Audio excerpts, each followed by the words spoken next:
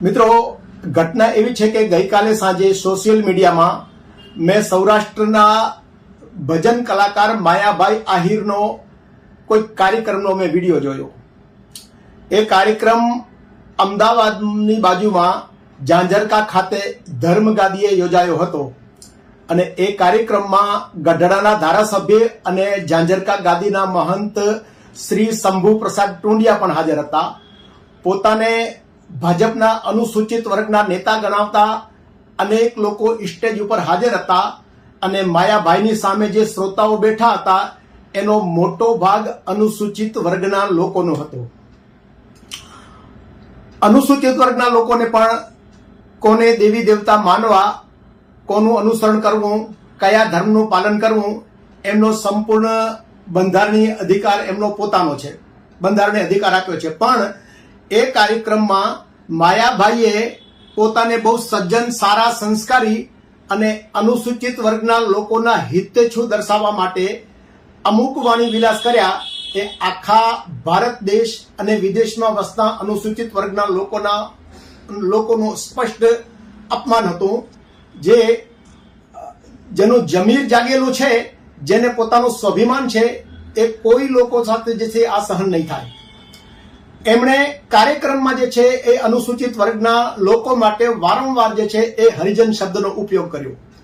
આપ સૌ જાણો છો કે ગુજરાત સરકારે વિધાનસભામાં ઠરાવ પસાર કરી અને હરિજન શબ્દના ઉપયોગ ઉપર પ્રતિબંધ મૂક્યો છે.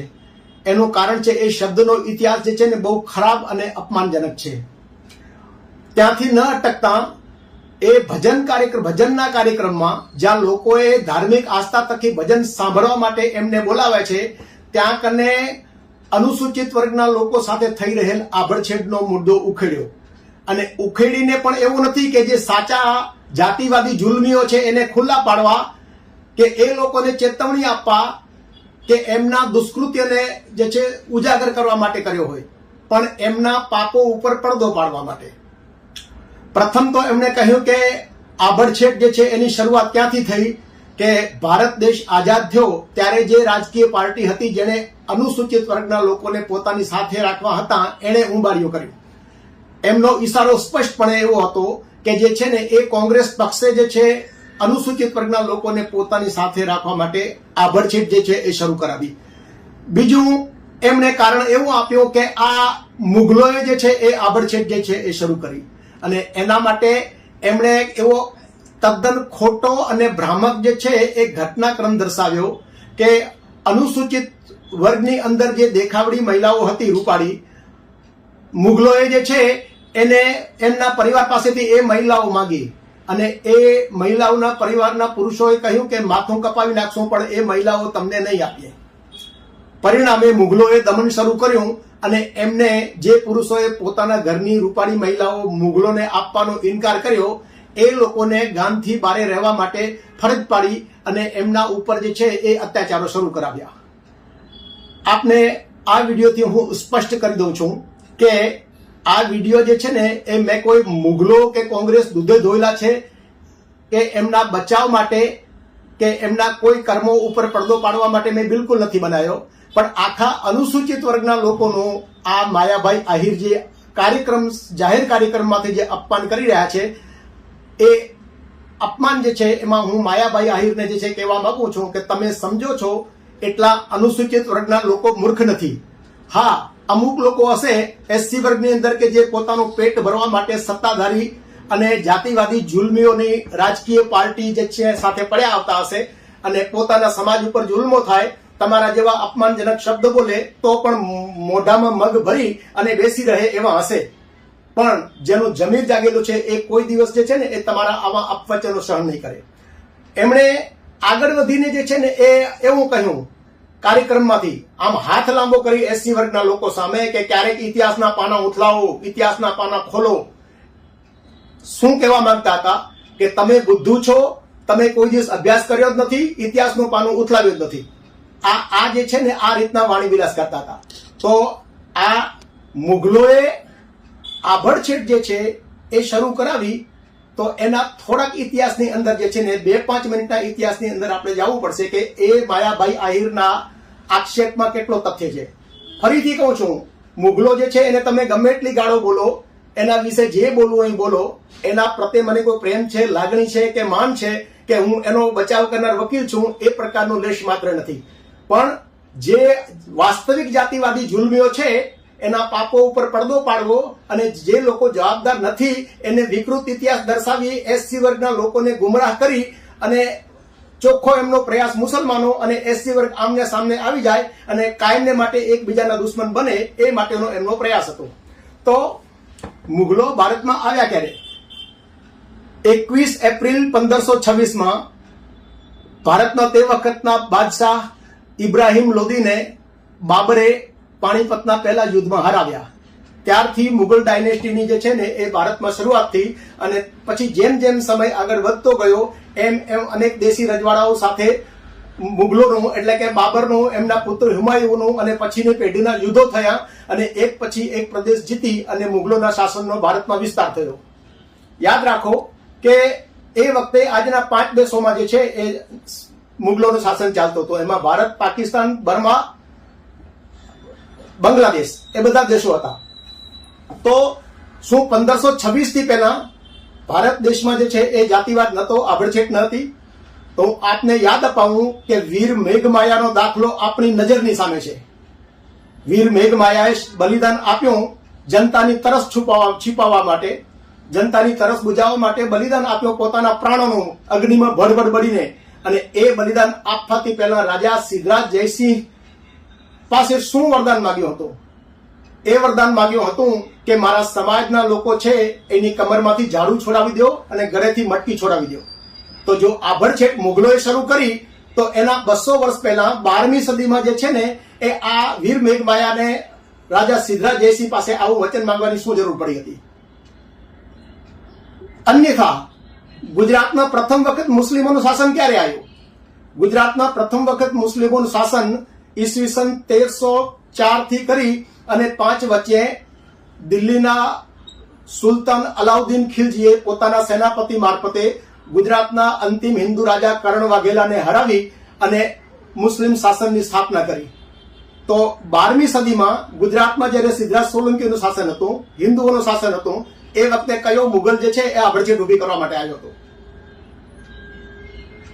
જ્યારે 14મી સદીની શરૂઆતમાં જો મુસ્લિમોનું શાસન જે સ્થાપવામાં આવ્યું તો ત્યાર પછી રાતોરાત જે છે આખા ગુજરાતની અંદર શાસન હતું થઈ ગયું. જ્યારે મુગલોનું શાસન હતું ત્યારે 100-200 એવા દેશી રજવાડાઓ હતા કે જેની પાસે પોતાનું શાસન હતું. તો ગામડે ગામડે જઈ અને મુગલોએ એસસી વર્ગની મહિલાઓ માંગી અને ન મળતા એમના પુરુષ વર્ગના લોકોને અને એમના પરિવારને બહાર રહેવાની ફરજ પાડી. આવા આક્ષેપમાં કેટલો તથ્ય છે? નંબર 2માં જે લોકો કાર્યક્રમમાં હાજર હતા એમને તમે નેતા ગણો, ધારાસભ્ય ગણો કે માયાભાઈ પોતે ગણો, આ જે પાર્ટીનું સમર્થન કરે છે એ જ પાર્ટીએ ગુજરાત વિધાનસભામાં હરિજન શબ્દ ઉપર પ્રતિબંધ મૂકે છે. છતાં જે છે એ વારંવાર જાહેર કાર્યક્રમમાં એ શબ્દોનું ઉચ્ચારણ શા માટે કરવું?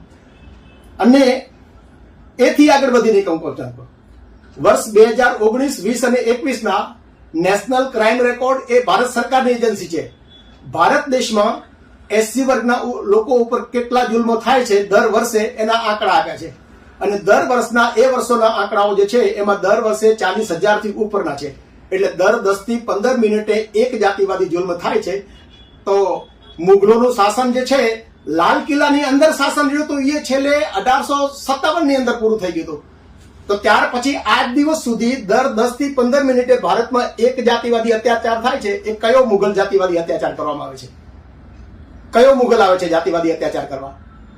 અને તમે શું આ બીજી કોમો જુલ્મો કરી રહી છે એ મુગલોની દલાલ હતી, એની ગુલામ હતી કે મુગલોએ કીધું તમારા ધર્મના ભાઈઓ ઉપર જાતિવાદી જુલ્મો કરો, એને ગામથી રહેવા, બહાર રહેવા ફરજ પાડો, માથે મહેલું ઉપડાવો, આભડછેટ રાખો અને વરઘોડા ઉપર પથ્થર મારો કરો, મંદિરમાં આવે તો માર મારો? આ જે છે ને આ કયો મુગલ કોને કહેવાયો? તો તમે શું કામ માની લીધું? તો આ સચ્ચાઈ જે છે ને એ સમજવાની છે. અને આવા કલાકારો જે એસસી વર્ગને જે છે ને હાથ ઊંચા કરી ક્યારેક ઇતિહાસના પાના ઉથલાવો, તો હું એ માયાભાઈ આહિરને કહેવા માંગુ છું. હું બહુ નાનો માણસ છું, રોજનું કમાઈ રોજનું ખાવાળો માણસ છું, પણ તમે જયારે મારા આખા વર્ગ ઉપર, મારી જ્ઞાતિ ઉપર જે છે તમે આ રીતે જે છે એ બુદ્ધુ હોવાના કે ઇતિહાસ ન વાંચો હોવાના આ પ્રકારના મેણા અને ટોણા જો મારશો તો મારું તમને ઓપન ચેલેન્જ છે, સ્થળ તમે નક્કી કરો અને તમે તમારો ઇતિહાસ લઈ આવો જેમાં લખેલું હોય કે મુગલોએ, આ મુગલ બાદશાહે કે આ એના સુબાએ કે આ એના સેનાપતિએ આ ગામમાં આ વર્ષમાં આ દિવસે જે છે ને આભડછેટની શરૂઆત કરાવી હતી અને મને બતાવી દો. અન્યથા હું તમને બતાવી દઈશ કે જેની તમે પેરવી કરો છો ને જાતિવાદી જુલ્મીઓ એ જ છે. અને નંબર 2 માં 15 ઓગસ્ટ 1947 થી કોંગ્રેસનું શાસન શરૂ થયું. એનાથી પહેલા ડોક્ટર બાબા સાહેબ આંબેડકરે અંગ્રેજોના કાર્યકાળમાં જે છે ને આખી જિંદગી જાતિવાદી જુલ્મો સામે સંઘર્ષ કર્યો હતો. તો ડોક્ટર બાબા સાહેબ આંબેડકરે કયા જાતિવાદી જુલ્મી વર્ગની વિરુદ્ધમાં જે છે ને એ સંઘર્ષ કર્યો હતો? શું એ મુગલો હતા? અન્યથા પણ આપ જોઈ શકો છો વાલ્મીકી રામાયણમાં ઉત્તરકાંડના સર્ગ 73 અને 74 જોઈન્ટમાં વાંચો. ભગવાન શ્રીરામે શંભુક નામના શુદ્ર ઋષિની તલવારને ઝાડથી હત્યા કરી છે. શું કહીને કે તું શુદ્ર છો, તપ કરવું એ બ્રાહ્મણનું કર્મ છે, એ તું ન કરી શકે, એ રીતે હત્યા કરી છે. તો શું આ સર્ગમાં જે લખવામાં આ ઘટનાક્રમ જે છે એ મુગલોના કહેવાથી લખ્યો તો કોઈ છે? ઢોલ ગવારી શુદ્ર પશુ નારી સબ તાડના કે અધિકારી. મને ખબર છે એ લોકો એ જ કહેશે કે તાડનાનો અર્થ મારું પીટું નથી થતું. તો જેની પાસે જે 30 વર્ષ જૂની ડિક્શનરી હોય શબ્દકોશે લઈને આવી જાઓ અને હું તમને અમારા 50 વર્ષ જૂના શબ્દકોશમાં બતાવું કે એના સિવાય બીજો કોઈ અર્થ નથી થતો. તો એ શું મુગલોના કહેવાથી આ બધું લખ્યું હતું? તો આ માયાભાઈ આહિર સુધી તમે આ વિડીયો પહોંચાડો અને એમને કહી દો કે તમે અનુસૂચિત વર્ગના લોકોને મૂર્ખ સમજતા હોય તો ન સમજો. અને એ કાર્યક્રમમાં કોઈક 100-150 વર્ષ પહેલાનો દાખલો આપે છે અને એમાં ક્યાંક કોઈક પોતાની જાતને ઉચ્ચ વર્ણના સમજતા હોય એ લોકોએ ક્યાંક એસસી વર્ગના વ્યક્તિ સાથે સારું વર્તન કર્યું હશે એટલે એના દાખલા 100-150 વર્ષમાં બનેલી કોઈ ઘટનાના દાખલા આપીને એવો આભાસ ઉભો કરવા માંગે છે કે આજે જાતિવાદી જુલ્મ ક્યાંય છે જ નહીં અને જાતિવાદી જુલ્મ કરનારો આ વર્ગ જે છે એ ક્યાંય દોષિત છે જ નહીં. તો માયાભાઈ, તમને હું એક અઠવાડિયાની અંદર બનેલી ઘટના માળિયા હાટી તાલુકાના જાનડી ગામે ભગવાન શંકરનું મંદિર બન્યું અને એસસી વર્ગના લોકોને હળદૂત કર્યા અને એમણે કહ્યું કે અમારું ભોજન પૂરું થઈ જાય ત્યાર પછી એસસી વર્ગના લોકો સાંજે જમવા આવે. અને ત્યાર પછી હમણાં 2-3 દિવસ પહેલા વિસાવદર તાલુકાના ભૂતળી ગામે બનાવ બન્યો છે. ત્યાં શ્રીરામનું મંદિર બન્યું અને એમાં એસસી વર્ગના લોકોને કહ્યું કે તમારા વાસણ સમૂહ ભોજનમાં જમવા માટે તમે અલગથી ઘરેથી લઈ આવજો. આ તો આ કયો મુગલ બરાબર અને કયો કોંગ્રેસી આ કહેવાયો હતો અને જુલ્મો કરનારા કયા મુગલ હતા? તો તમે જે છે ને એસસી વર્ગના લોકોને મૂર્ખ સમજવાનું રહેવા દો. તમે પાના નથી ઉથલાયા ને જેટલા ઇતિહાસના એના કરતા 25 ગણા પાના એસસી વર્ગના લોકોએ ઉથલાવ્યા છે. આ ઠીક છે, તમે જે પાર્ટીનો સમર્થક છો એ પાર્ટીના એસસી વર્ગના જે છે એ ગુલામો એ પાના નહીં ઉથલાવ્યા હશે તો એ બોલી નહીં શકે, મને ખબર છે. પણ આખા સમાજને તમે જે આ રીતે હળદૂત કરવાનું રહેવા દો. તમારે ઇતિહાસના પાનામાં શું લખ્યું છે એની ચર્ચા કરવી હોય તો ગમે ત્યારે જે છે ને હું તૈયાર છું. ઓપન ચેલેન્જ છે મારું જે છે એ કયા મુગલે ને ક્યાં કરે તો સાબિત કરી દો અને કોણે કર્યું હું તમારા ધર્મશાસ્ત્રમાંથી સાબિત કરી આપીશ. જય ભારત, જય ભીમ, નમો બુદ્ધાય.